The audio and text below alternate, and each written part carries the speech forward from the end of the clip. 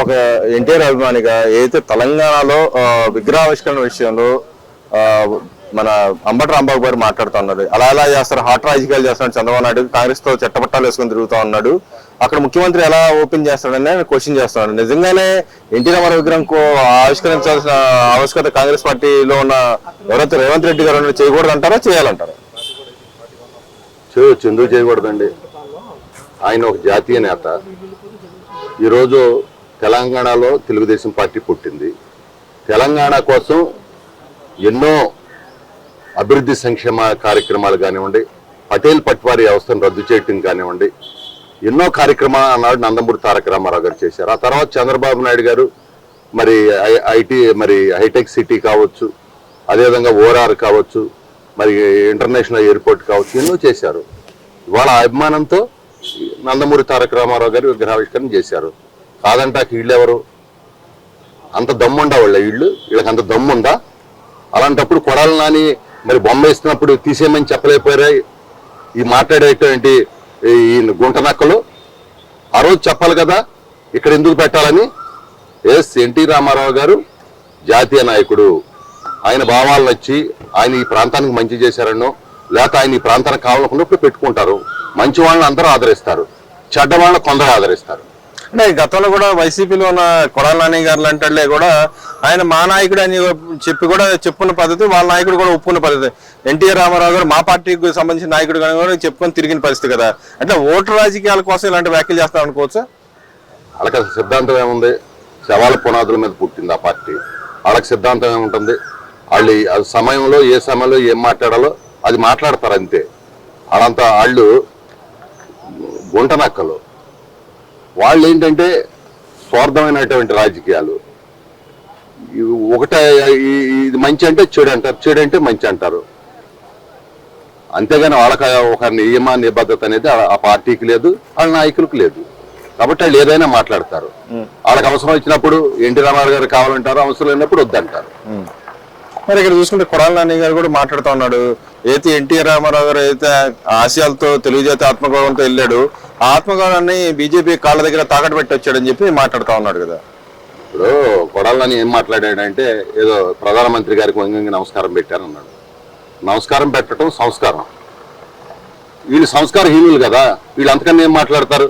తల్లికి తెలియకి తేడా లేకుండా అసెంబ్లీలో ఏం మాట్లాడారనేది ప్రపంచం అంతా చూశారు. చూసి చీకొట్టారు. చీకొట్టినా కూడా వీళ్ళకి ఇంకా కనీసం ఇంగిత జ్ఞానం రాలేదు. కాబట్టి అదే విధంగా మాట్లాడతారు. 2 ఏళ్ళు ఏం చేయలేదు అంటున్నారు. ఏం చేయాలి? ఏం చేయలేదు చెప్పమానండి. అంటే దాని మీద కూడా పుస్తకం రిలీజ్ చేశారు వాళ్ళు, వెన్నుపోటు అని చెప్పి ఒక పుస్తకం రిలీజ్ చేశారు. ఎవరు వెన్నుపోటు ఎవరు పొడిచారు? ఎన్టీ రామారావు గారి పార్టీ ఈ రోజు కూడా కంటికి రెప్పలా కాపాడుతా ఉన్నారు. ఒక కార్యకర్త కష్టం వస్తే ప్రాణం తీసి పెడతా ఉన్నాడు చంద్రబాబు నాయుడు గారు కానీ, లోకేష్ బాబు గారు కానీ. ఇవాళ ఆ విధంగా పార్టీని కాపాడుకుంటూ ఈ రోజున నందమూరి తారక రామారావు గారి ఆశయాలని, నందమూరి తారక రామారావు గారు ఏదైతే మరి కూడు గూడు గుడ్డ అనేటువంటి సంక్షేమ కార్యక్రమాలు పెట్టారో వాటినన్నిటి మేము ముందుకు తీసుకెళ్తున్నాం. ఆయన నామస్మరణ మేము చేస్తా ఉన్నాం. అంతేగాని వాళ్ళు అసలు వాళ్ళకి మాట్లాడే అర్హత వాళ్ళకి ఎక్కడుంది? అంటే ఇక్కడ ఇంకో పాటు రోజా కూడా వచ్చి మాట్లాడుతుంది, మహిళలకి దోకా చేశాడు, వెన్నుపోటు పొడిచాడు అని చెప్పి కూడా మాట్లాడుతూ ఉంది ఆమె కూడా వచ్చి. ఇప్పుడు వెన్నుపోటు అంటే ఏంటంటే రాజశేఖర రెడ్డి గారిని ముఖ్యమంత్రి చేస్తే కాంగ్రెస్ పార్టీ, అలాంటి ముఖ్యమంత్రి చేసిన పార్టీని వెన్నుపోటు పొడిచింది జగన్మోహన్ రెడ్డి. అంతేకాకుండా తన తండ్రికి సపోర్ట్గా ఉండి తన తండ్రి భవిష్యత్తులో కీలక పాత్ర పోషించి తన బాబాయ్ హత్య చేసి అది నారాసుర రక్త చరిత్ర అని రాసి ఆ రోజున పబ్బం గడుపుని అధికారంలోకి వచ్చిన తర్వాత అంతకుముందు సిబిఐ దర్యాప్తు కావాలని, ఆ తర్వాత అవసరం లేదని సొంత చెల్లికి ఎన్నుపోటు పొడిచింది, బాబాయికి ఎన్నుపోటు పొడిచింది జగన్మోహన్ రెడ్డి. అంతేకాదు తన తల్లి వైఎస్ విజయమ్మ గారు మరి వైఎస్ఆర్ పార్టీ గౌరవాధ్యక్షురాలు ఉంటే ప్లేనరీ సమావేశం పెట్టి ఆ ప్లేనరీ సమావేశంలో ఆవిడ తొలగించేసి ఇంట్లో నుంచి బయటికి పంపించారు. అది వెన్నుపోటు. తన చెల్లి షర్మిల గారు ఆయన జైల్లో ఉంటే పాదయాత్ర చేసి పార్టీ కోసం నానా అష్టకష్టాలు పడితే అలాంటి చెల్లిని బయటికి తోసి ఆస్తి పంచకుండా బయటికి పంపించేసినటువంటిది అది వెన్నుపోటు అంటే. అంటే ఇది తెలుగుదేశాన్ని ఆ రోజున ఒక శని, ఒక దరిద్రం దాపురిస్తే ఆ దరిద్రం కోసం చంద్రబాబు నాయుడు గారు ఒక మహానుభావుడు, ఆ మహానుభావుడి యొక్క ఆశయాలను ఈ రోజు కూడా మేము తీసుకెళ్తా ఉన్నాం. ఆ రోజు ఒక శని వచ్చింది మా పార్టీకి, ఆ శని వల్ల ఈ ఇబ్బంది వచ్చింది. అంటే అది ఎన్నిపోటు కాదు. ఇవాళ దాన్ని ఆ పార్టీని జాగ్రత్తగా ఆ రోజు ఆ కుటుంబం మొత్తం సహకరించారు, క్యాడర్ మొత్తం సహకరించారు, యావత్ పార్టీ మొత్తం సహకరించారు. ఆ రోజు శాసనసభ్యులు, మంత్రులు అందరూ కూడా సహకరించారు. ఎందుకు ఆ విషయం మేము మాట్లాడాలంటే మాకు కూడా బాధ అనిపిస్తా ఉంటది. అసలు మహానాడే ఫెయిల్ అయిపోయింది, ఎక్కడ కూడా జనాలు లేరు, డబ్బులు ఇచ్చి ఇంకో పక్కన చీరలేస్తా అని చెప్పి తెచ్చుకున్నారు జనాలు అందరూ అని చెప్పి అంత కర్మ మాకేం పట్టింది, అంత కర్మ మాకేం పట్టింది. 1875 ప్రాంతాల్లో క్లస్టర్లో మరి హైబ్రిడ్ విధానంలో వర్చువల్ గా బ్రహ్మాండంగా చేసాం. మాకెందుకు అంత కర్మ? తెలుగుదేశం పార్టీ అనేది కార్యకర్తల పార్టీ. వీళ్ళు మాట్లాడేదా 170, వై నాట్ 175, 175 ఇంకా తెలుగుదేశం ఎక్కడుంది? తెలుగుదేశం అయిపోయింది అన్నారు. ఎక్కడైంది? భూమి ఆకాశం ఉన్నంతకాలం ఉంటది. ఎన్టీ రామారావు గారి పార్టీ స్థాపించిన పార్టీ. ఎన్టీ రామారావు గారితో రాజకీయాలు చేస్తారంటే మీరే పోతారు, గుర్తుపెట్టుకోండి. అంటే ఇక్కడ కళ తప్పింది. అసలు మహానాడు అంటే బ్రహ్మాండంగా జరిగింది. మాకు కూడా వండర్ అనుకున్నాం, మేము కూడా వండర్ అయ్యాం. ఎందుకంటే ఒకే చోటకి వెళ్ళేవాళ్ళం. అలాంటిది అన్ని గ్రామాలను కూడా పండుగ వాతావరణం వచ్చింది. అన్ని గ్రామాల్లో కూడా తోరణాలు కట్టారు. అన్ని గ్రామాల్లో కూడా చక్కగా ఆఖరికి మామిడి మండలు తీసుకొచ్చి, తర్వాత అడ్డిపొత్తలు తీసుకొచ్చి, ఊరంతా కూడా జెండాలు కట్టి, తోరణాలు కట్టి పండుగ వాతావరణంలో చేశారు. ఎంతో మంది సీనియర్లు ఉంటే గ్రామాన్ని తీసుకొచ్చి వాళ్ళందరూ సన్మానాలు చేశారు. మాకు బ్రహ్మాండంగా జరిగింది. వాళ్ళెవడో పనికి మాలిన గుండ్రనాకలు వాగితే వాళ్ళ గురించి గవర్నమెంట్ ఎంప్లాయీ కూడా వాడుకున్నారని చెప్పి ఏదండి, గవర్నమెంట్ ఎంప్లాయీ కూడా వాడుకున్నారని చెప్పి గవర్నమెంట్ ఎంప్లాయీస్ తో మాకు పని ఉంది. గవర్నమెంట్ ఎంప్లాయీని ముంచింది జీతాలే ఉంది వీళ్ళు.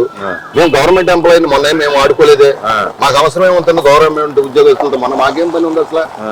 మేము వచ్చేవాళ్ళుగా పాల్గొన్నాం అంతే. మేమేదో స్క్రీన్స్ పెట్టుకున్నాం, మేము హాల్స్ మేము మాట్లాడుకున్నాం. లోకల్ గా కార్యకర్తలకు మరి అన్నగారి పుట్టినరోజు సందర్భంలో భోజనాలన్నీ మేము పెట్టుకున్నాం. మాకేం పని ఉద్యోగస్తులు వాడుకోవాల్సిన అవసరం ఉంది? ఎవరో పనికి మాలిన అంబటి రాంబాబు లేకపోతే పనికి మాల పేరు నాను కొడాలని లాంటి ఎవరో మాట్లాడితే మేమెందుకు ఇది అవ్వాలా? అంటే డిఎస్సి వ్యవహారం వచ్చేప్పటికి ఈ రోజు కూడా వాళ్ళు మా సిబిఐ ఎంక్వైరీ కావాలన్నారు. ఇంకో పక్కన సకల శాఖ మంత్రి అయిన లోకేష్ గారు రాజీనామా అని చెప్పి కొత్త బంధం అందుకున్నారు. దాన్ని ఎలా చూడొచ్చుంటారు? ఎందుకు చేయాలి? 5 సంవత్సరాల్లో ఒక ఉద్యోగం ఇచ్చారా వీళ్ళు?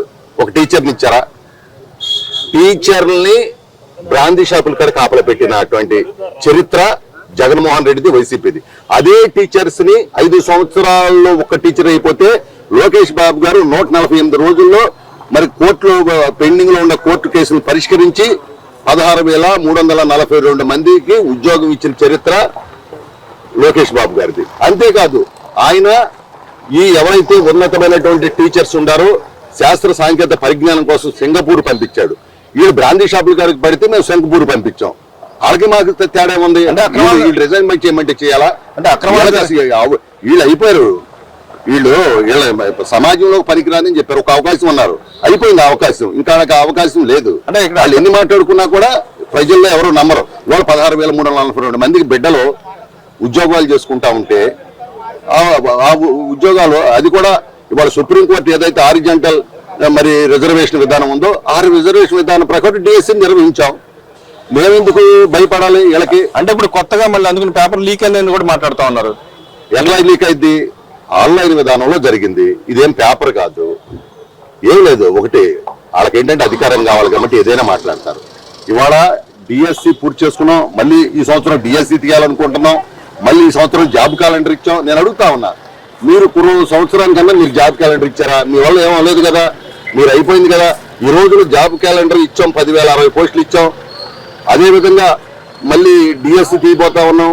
అంతేకాకుండా ఈ రోజు ప్రతిష్టాత్మకమైనటువంటి గూగుల్ కానివ్వండి, మెటల్ కంపెనీ కానివ్వండి, రాయల్ ఎన్ఫీల్డ్ కానివ్వండి, సోలార్ ప్రాజెక్ట్స్ కానివ్వండి, ఐటీ కంపెనీస్ కానివ్వండి, చాలా ప్రతిష్టాత్మకమైనటువంటివి అన్ని కూడా ఈ రోజున రాష్ట్ర వ్యాప్తంగా తీసుకొచ్చి 23 నెలల్లో 23 లక్షల మంది, 23 లక్షల కోట్ల పెట్టుబడి, 23 లక్షల మందికి ఉద్యోగ కల్పన. ఇది చరిత్ర కావాలంటే జరిగిద్ది. ఏంటి వీళ్ళు చేసిన పొక్క? ఏం చేశారు? వంకాయ చేశారు వీళ్ళు.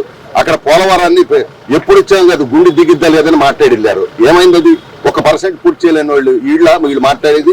అది అమరావతిని ఏం చేశారు? మొత్తం ముంచేశారు.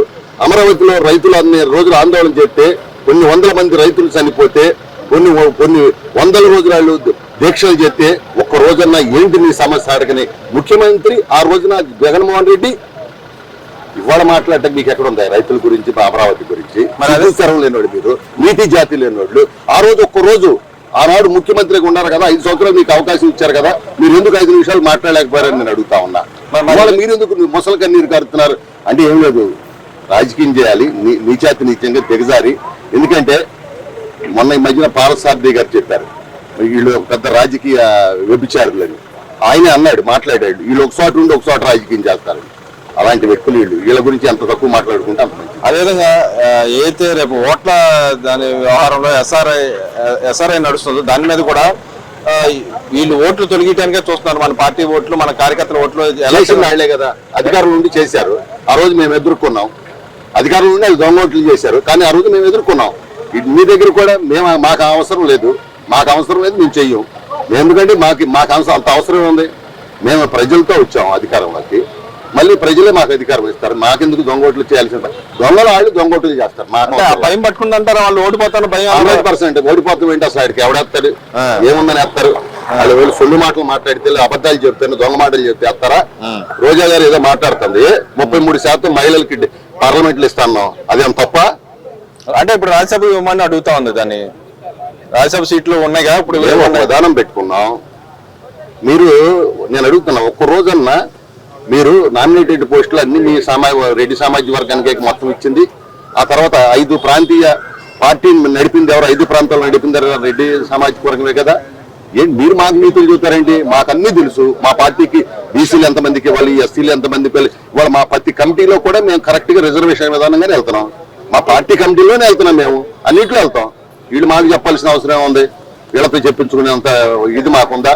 నిన్న కాక మొన్న వచ్చిన పార్టీ గోడ్డల పార్టీ తండ్రి చచ్చిపోతే ముఖ్యమంత్రి కోసం సంతకం పెట్టిన వాళ్ళు వీళ్ళు మాకు చెప్పేదే ఉంది. తల్లిని ఎలగొట్టి చెల్లిని ఎలగొట్టి బాబాయిని చంపిన వాళ్ళు మాకు చెప్తారా ఏంటి?